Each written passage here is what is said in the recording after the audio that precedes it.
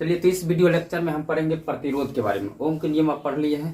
अब ओम के नियम के बाद एक आया था कांस्टेंट, स्थिरांक, जेकर नाम हम दिए थे क्या, प्रतिरोध। तो आज हम पढ़ते हैं प्रतिरोध के बारे में। ठीक है, तो ये वीडियो केवल और केवल प्रतिरोध के बारे में रहेगा। दिक्कत, अब देखो ध्यान से, इसमें लास्ट ये वाला बैटरी का जो माप लिए थे, मतलब एक सेल लगा के उसके बाद 2 सेल लगा के, ठीक है, तो वोल्ट मीटर लगाए थे हम, उसके बाद ए मीटर लगाए थे, उसके बाद माप लिए थे। अब एक चीज देखो, विभव को बढ़ाते हैं, ठीक है, विभव को बढ़ाते हैं तो धारा का मान बढ़ता है। क्लियर है, विभव को बढ़ाते हैं तो क्या होता है, धारा का मान बढ़ता है। अब विभव को घटाते हैं तो धारा का मान क्या होता है, घटता है। तो जब हम विभव को धारा से भाग लगाते हैं तो आ रहा है कितना, 3.8, मतलब ये क्या है, प्रतिरोध है। इसका मतलब क्या है, प्रतिरोध जो है ना तो धारा पर निर्भर करता है और ना ही विभव पर निर्भर करता है। ये बढ़े या घटे कोई फर्क नहीं पड़ता है प्रतिरोध पर, तो कोई फर्क नहीं पड़ता है। तो ये निर्भर किस पर है, ये जो प्रतिरोध है किस पर निर्भर है, आज हम वही चर्चा करेंगे। तो प्रतिरोध जो निर्भर है ताप पर, पदार्थ की लंबाई पर, ठीक है, पदार्थ की लंबाई पर और पदार्थ की प्रकृति पर। क्लियर है, तो आज हम यही पढ़ेंगे प्रतिरोध के बारे में। अब एक चीज देखो, तो फॉर्मूला आया था V बराबर आया था I इंटू आर, ओम के नियम से आया था। अब यहां से देखो, अगर हम इसका वैल्यू निकालना चाहे तो R इक्वल टू क्या होगा, V बटा, देखो इंटू में बाय में चल जाएगा तो V बटा I। अब इसका SI मात्रक अगर हम देखें, ये क्या प्रतिरोध है, प्रतिरोध। SI मात्रक अगर देखें, SI मात्रक प्रतिरोध का, तो ये क्या है, तो विभवांतर है। तो विभवांतर का SI मात्रक क्या होता है, वोल्ट होता है। वोल्ट क्या होता है, तो वोल्ट होता है। धारा, ये क्या, I क्या है, धारा है। धारा को किस में मापते हैं, तो एम्पियर में मापते हैं, तो एम्पियर।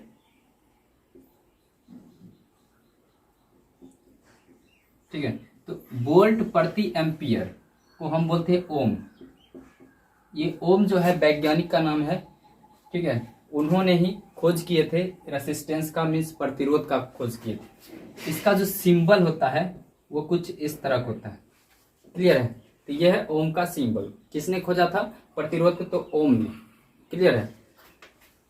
अब देखो, अब यहां से समझना है आगे, इसको कैसे लिखते हैं, तो मतलब कि अगर कोई सर्किट है उसमें अगर हमको दर्शाना है ओम को, प्रतिरोध को, तो कैसे दर्शाएंगे, तो इस तरह से, ऐसे जिगजैग, इस तरह से दर्शाते हैं। अब ऐसे नहीं कर देना, ऐसे, ये हो गया कॉइल, ये ऐसे क्या होता है, कॉइल होता है, ये नहीं है, कौन है, ये वाला। दिक्कत, चलिए आगे समझते हैं। अब हम समझते हैं प्रतिरोध की निर्भरता। प्रतिरोध जो है किस पर निर्भर रहता है, ये तो ना ही इस पर निर्भर है ना ही इस पर, तो निर्भर आखिर निर्भर है किस पर, तो वो पढ़ते हैं। तो लिखते हैं प्रतिरोध की निर्भरता। प्रतिरोध की निर्भरता, अब देखो प्रतिरोध किस पर निर्भर है, तो पहला जो है प्रतिरोध निर्भर होता है चालक की लंबाई पर।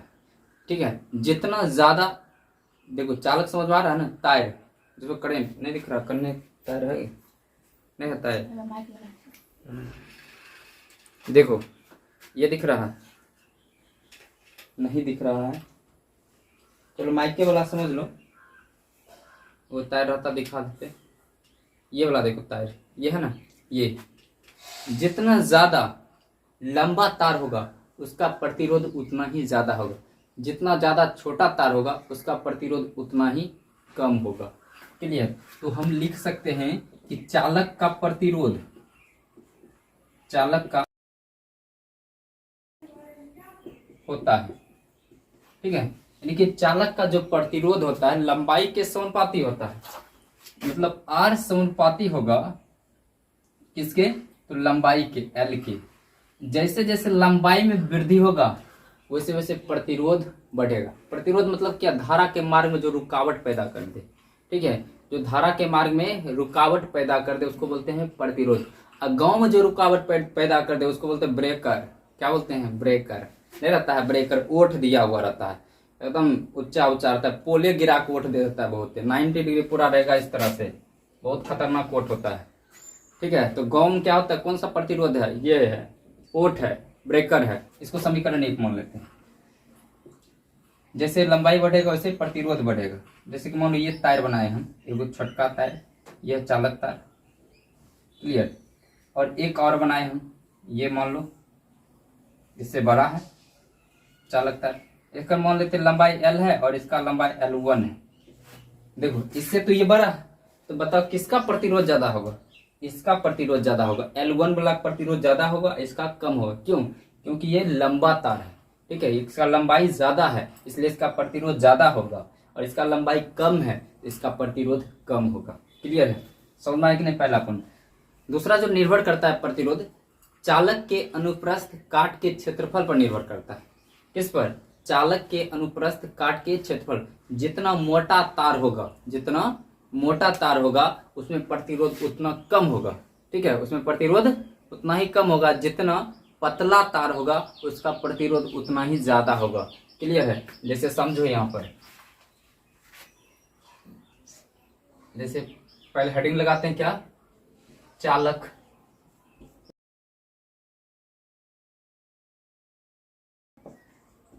ठीक है। अगला किस पर निर्भर करता है प्रतिरोध, तो चालक का प्रतिरोध उसके अनुप्रस्थ काट के क्षेत्रफल के व्युत्क्रमानुपाती होता है। वो ये समझो काट, अनुप्रस्थ काट के क्षेत्रफल क्या होता है। जैसे कि मान लो ये एक चालक है, ये, ठीक है, एक और चालक है, यहां बना देते हैं, ये इतना मोटा है, ये इसका क्या है, एरिया है, ये इसका क्या है, एरिया है। क्लियर। अब ये जो तार है बहुत मोटा है, ये होता है अनुप्रस्थ काट के क्षेत्रफल जिससे धारा प्रवाहित होता है, ठीक है। और ये होता है इसका, ये तो मतलब पतला है, इससे क्या है, पतला है। तो प्रतिरोध किसमें ज्यादा होगा, इसमें ज्यादा होगा और इसमें कम होगा प्रतिरोध। क्यों? ये भी समझ लो।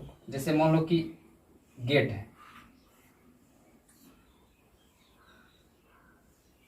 ये मान लो गेट बना है, दिक्कत, एक और गेट बनाते हैं,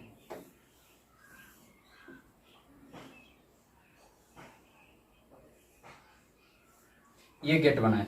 अब इससे 40 आदमी को गुजरना है और इससे भी 40 आदमी को गुजरना है, तो किसमें सबसे ज्यादा भीड़ होगा, किसमें सबसे ज्यादा धक्का मुक्की होगा, ई वाला गेट में। क्यों? क्योंकि इसमें जगह कम है। इसमें क्यों? क्योंकि इसमें भीड़ नहीं होगा, इसमें आसानी से चल जाएगा। क्यों? क्योंकि इसमें जगह ज्यादा है। ठीक उसी तरह इसमें अगर इलेक्ट्रॉन बहेगा, धारा मतलब क्या, इलेक्ट्रॉन, इलेक्ट्रॉन चल रहा है, इलेक्ट्रॉन अगर रुकल है तो आवेश चल रहा है तो धारा होगी, करंट प्रवाहित होने लगा। क्लियर है। तो इसमें इलेक्ट्रॉन अगर बहेगा तो इसमें ज्यादा इसको धक्का मुक्की का सामना करने पड़ेगा। यहाँ पर क्या है, संकुचन ज्यादा है, यहाँ पर संकुचन क्या है, कम है, तो यहाँ पर आसानी से करंट प्रवाहित होगा और यहाँ पर क्या होगा, टाइम लगेगा, ठीक है, इसमें कम प्रवाहित होगा। तो ये क्या होता है, यहाँ पर चालक का प्रतिरोध उसके अनुप्रस्थ काट के क्षेत्रफल के व्युत्क्रमानुपाती होता है। यानी चालक का जो प्रतिरोध है अनुप्रस्थ काट के क्षेत्रफल के, क्षेत्र मतलब एरिया ए, एकर व्युत्क्रमानुपाती होता है। समझ में आया? ये समीकरण 2 हो गया। क्लियर है।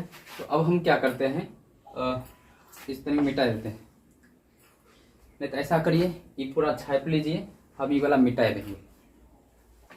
चलिए अब समझते हैं। समीकरण 1 जो था ये था एल के समानुपाती था और 2 वो है। अब समीकरण 1 और 2 से अगर चले तो क्या होगा, समीकरण 1 व 2 से, ठीक है, 1 व 2 से। तो अब देखो आर जो है, आर यानी प्रतिरोध लंबाई के तो समानुपाती है, लेकिन इसके अनुप्रस्थ काट के क्षेत्रफल क्या है, व्युत्क्रमानुपाती है।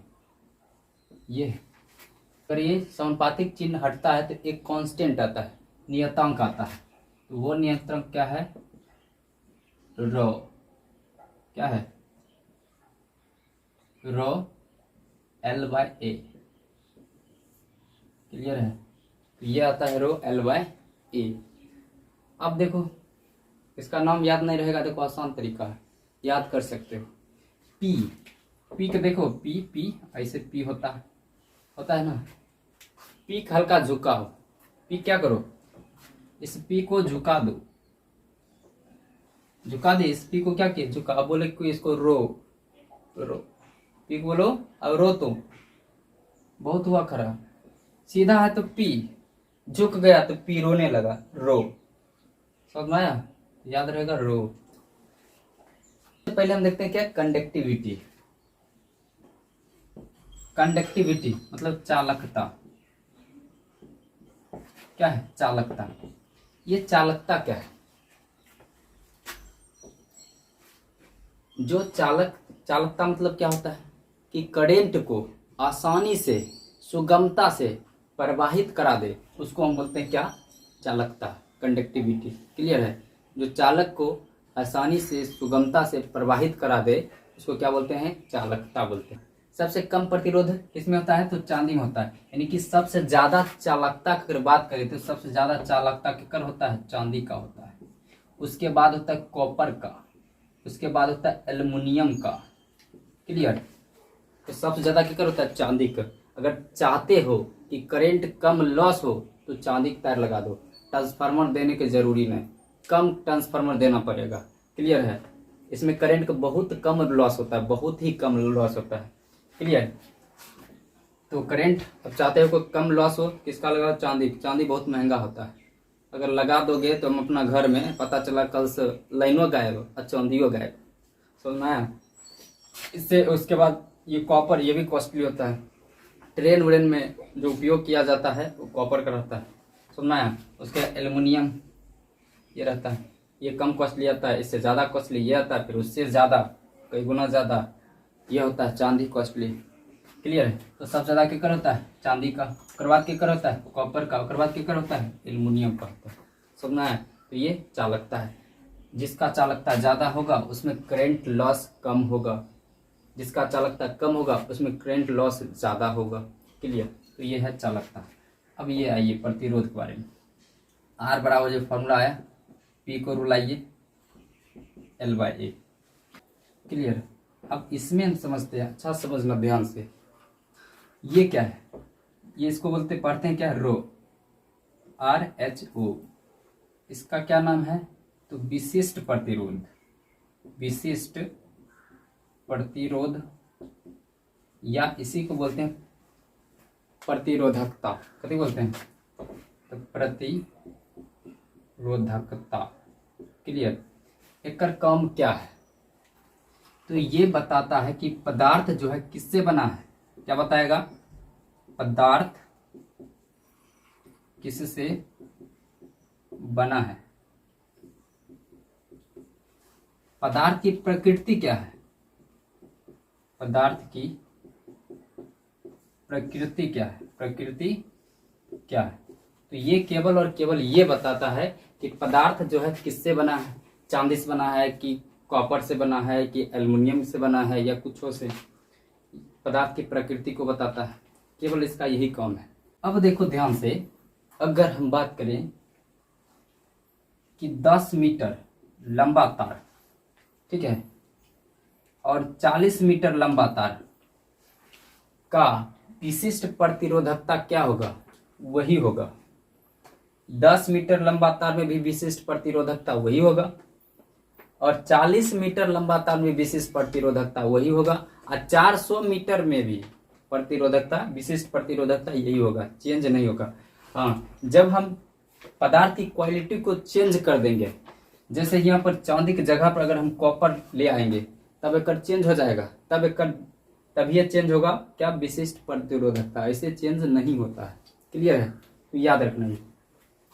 तो ये केवल और केवल क्या बताता है, तो जो पदार्थ किससे बना। अब एक क्वेश्चन आपको देते हैं, चलिए ये क्वेश्चन हम दिए हैं, ये क्वेश्चन बताइए आंसर क्या होगा।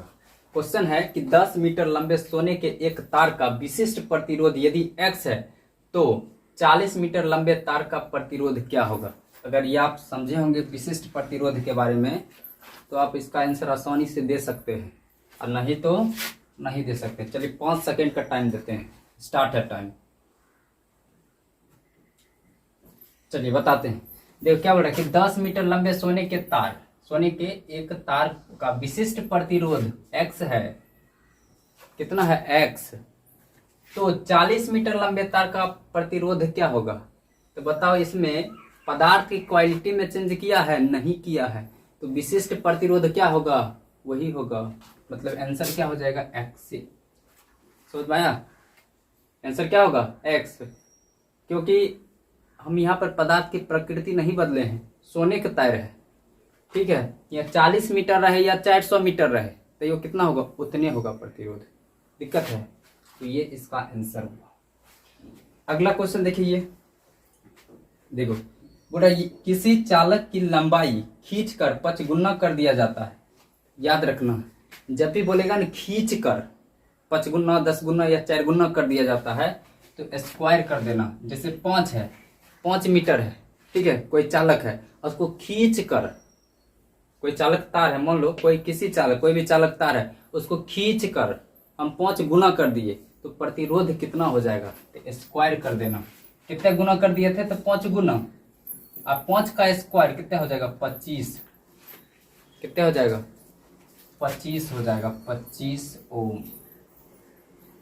क्लियर है? आंसर कितना हो जाएगा? 25 ओम। देखिए ये देखो, ये क्वेश्चन देखो, किसी चालक की लंबाई खींचकर 5 गुना कर दिया जाता है, तो प्रतिरोध का मान क्या होगा? कोई भी चालक है, ठीक है, तो प्रतिरोध गुना कितना बोल रहा है? 5 गुना। तो 5 का स्क्वायर कर दो, कितना हो जाएगा? 25 हो जाएगा, यानी 25 ओम हो जाएगा। क्लियर है? कितना हो जाएगा? 25 ओम। क्वेश्चन देखो क्या बोल रहे, इसका बताओ आंसर। 10 सेकेंड का टाइम देते हैं।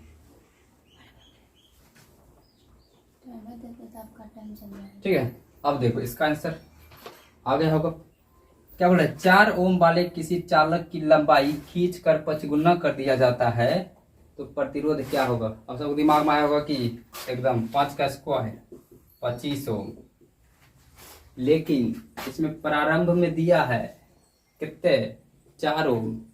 तो 25 को 4 से गुना करेंगे तो 25 चौक 100, 100 ओम हो जाएगा। क्लियर?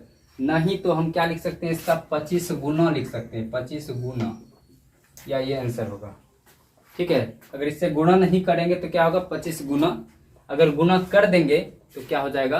100 ओम। जैसे इसमें देखो, इसमें गुना हो जाएगा 25 गुना। क्लियर है? क्या हो जाएगा? 25 गुना। अगर प्रारंभ में दिया हुआ रहता कि इतना ओम वाले प्रतिरोध को खींच कर इतना कर दिया जाता है, ठीक है, तब उससे अगर गुना कर देंगे तब उसमें ओम लिखाएगा। समझना ध्यान से, तब उसमें ओम लिखाएगा। अगर प्रारंभ वाला नहीं दिया है तो गुना लिख दो। जैसे 5 गुना है तो 5 का स्क्वायर 25 हो गया, तो 25 गुना हो जाएगा आंसर। एकर क्या होगा? तो 5 गुना कर दिया जा रहा है, तो 5 का स्क्वायर कर दिए 25 और 4 से गुना कर दिए इसको, 25 चौक 100, यानी कि 100 ओम होगा आंसर, या 25 गुना होगा इसका आंसर। क्लियर है? यहाँ तक दिक्कत? तो इसको छापे, इसको मिटा देंगे, इसमें आरो समझते हैं। अब हम पढ़ते हैं प्रतिरोध की ताप पर निर्भरता। ताप पर किस प्रकार निर्भर करता है? देखिए, तो तापमान, ठीक है, और इधर जो है प्रतिरोध, ठीक है। अब मान लेते हैं प्रारंभ में तापमान जो है कितना है? T0 है, T नोट है, और इसका प्रतिरोध जो है R नोट है। क्लियर? उसके बाद T0 से, T नोट से प्रतिरोध को हम बढ़ा दिए, को बढ़ा दिए T, यहाँ पर तो प्रतिरोध कितना हो जाएगा? RT। क्लियर है? अब देखो, अगर हम देखें प्रतिरोध में परिवर्तन तो कितना होगा? प्रतिरोध में परिवर्तन तो डेल्टा, परिवर्तन के लिए हम क्या लेते हैं? डेल्टा। किसमें परिवर्तन देख रहे हैं? तो प्रतिरोध में, तो R। बाद वाला प्रतिरोध में से घटाएंगे पहले वाला प्रतिरोध, तो RT अब माइनस R नोट। क्लियर? अब देखते हैं तापमान में परिवर्तन। तापमान में परिवर्तन, तापमान में परिवर्तन मतलब T, डेल्टा T। बाद वाला कितना है? T अब माइनस पहले वाला कितना? प्रारंभ में T नोट। तो ये आया है तापमान में परिवर्तन, और ये निकला है प्रतिरोध में परिवर्तन। क्लियर यहाँ तक? अब देखो, प्रतिरोध में परिवर्तन जो होता है प्रारंभिक प्रतिरोध के समानुपाती होता है। तो लिखते हैं रोध में परिवर्तन प्रारंभिक प्रतिरोध के क्या होता है, समानुपाती होता है। प्रारंभिक प्रतिरोध के समानुपाती होता है। क्लियर। तो प्रतिरोध में परिवर्तन कितना आया था, डेल्टा आर। प्रारंभिक प्रतिरोध कितना था, आर नोट, इसका समानुपाती होगा। दूसरा जो पॉइंट है कि प्रतिरोध में परिवर्तन, प्रतिरोध में परिवर्तन तापमान में परिवर्तन के समानुपाती होता है। तो लिखते हैं प्रतिरोध में परिवर्तन तापमान में परिवर्तन के समानुपाती, तापमान में परिवर्तन के समानुपाती होता है। क्या होता है, तो समानुपाती होता है। तो प्रतिरोध में परिवर्तन कितना आया था, डेल्टा आर। समानुपाती होगा किसका, तो तापमान में परिवर्तन, तापमान परिवर्तन क्या निकला, डेल्टा टी।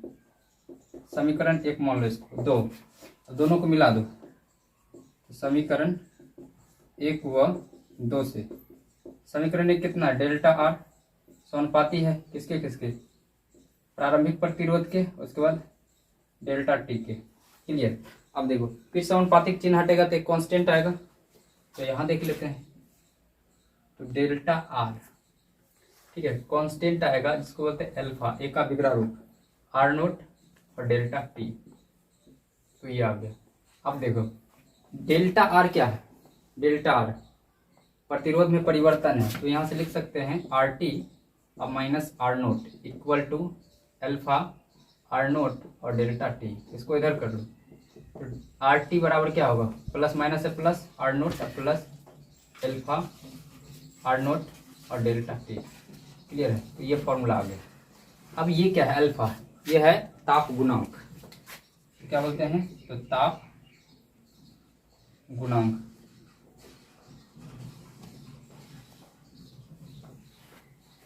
अब ताप गुणांक के आधार पर चीजें जो होता है 3 प्रकार का होता है। पहला चालक, अचालक, अर्धचालक। अब इसको समझ लेते हैं, टॉपिक क्लियर हो जाएगा। चलिए, तो अल्फा के मान के आधार पर चीजें जो होती है 3 प्रकार की पदार्थ। पहला चालक, दूसरा अचालक, तीसरा अर्धचालक। अब इसको समझते हैं।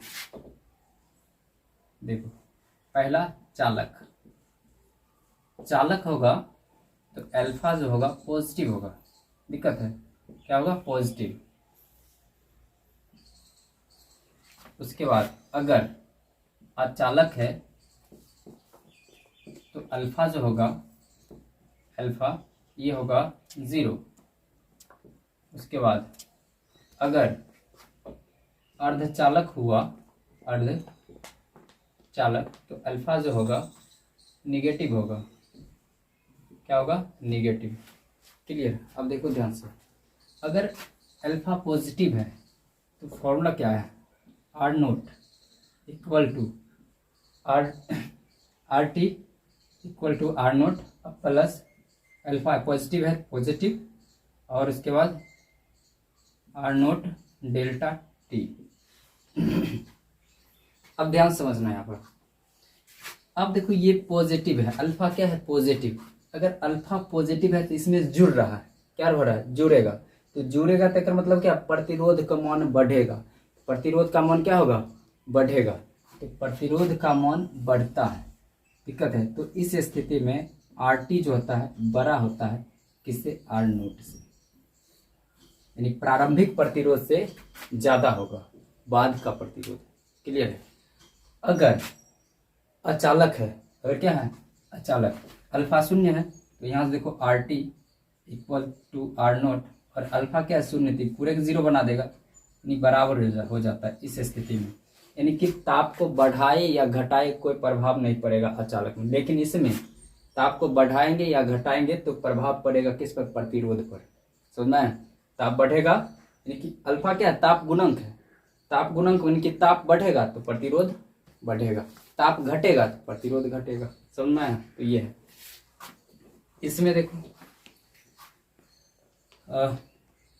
इसमें क्या है, माइनस है, इसमें फॉर्मूला क्या होगा, R T equal to R naught, minus हो जाएगा अल्फा आर नोट और आर टी। अब इसमें ताप अगर बढ़ाते हैं तो घटता है, प्रतिरोध क्या होगा, घटेगा, माइनस में मतलब कि घटेगा, तो घटेगा तो क्या होगा, यहाँ पर घटेगा तो प्रतिरोध कम होगा, यानी कि ताप घटेगा तो प्रतिरोध क्या होगा, कम होगा। समझ में आया। तो इसमें ताप बढ़ाएंगे तो प्रतिरोध बढ़ेगा, क्योंकि प्लस है, पॉजिटिव है, जुड़ रहा है तो प्रतिरोध बढ़ेगा। इसमें प्रतिरोध क्या होता है, कम होता है, घटता है। अगर ताप बढ़ा देंगे तो प्रतिरोध, इसका मान बढ़ जाएगा तो घट जाएगा इसमें प्रतिरोध में से, ठीक है। तो इस स्थिति में क्या होता है, आर टी जो होता है वो छोटा हो जाता है आर नोट से, यानी प्रारंभिक प्रतिरोध ज़्यादा हो जाएगा और बाद वाला प्रतिरोध कम हो जाएगा। सुनना है, इसमें कुछ पॉइंट्स लिख देते हैं। चलिए इसमें कुछ पॉइंट्स लिख दिए हैं, पॉइंट है कि जो बताए वही पॉइंट है। चालक का प्रतिरोध तापमान बढ़ाने पर बढ़ता है, इसमें तापमान बढ़ाएंगे तो प्रतिरोध बढ़ जाएगा चालक में। इसमें बराबर है, अचालक में ताप बढ़ाओ या घटाओ कोई प्रभाव नहीं पड़ेगा। इसमें तापमान बढ़ाएंगे तो प्रतिरोध घटेगा, समझ में आया। अर्धचालक में क्या होता है, तापमान बढ़ाते हैं तो प्रतिरोध घटता है। तो ये जो टॉपिक है क्लियर हो गया, ठीक है। तो मिलते हैं नेक्स्ट वीडियो में। अभी के लिए जिंका करेला कदुआ का जूस पीजिए, मस्त रहिए, स्वस्थ रहिए। मिलते हैं नेक्स्ट वीडियो में। Thanks for watching, see you soon, take care.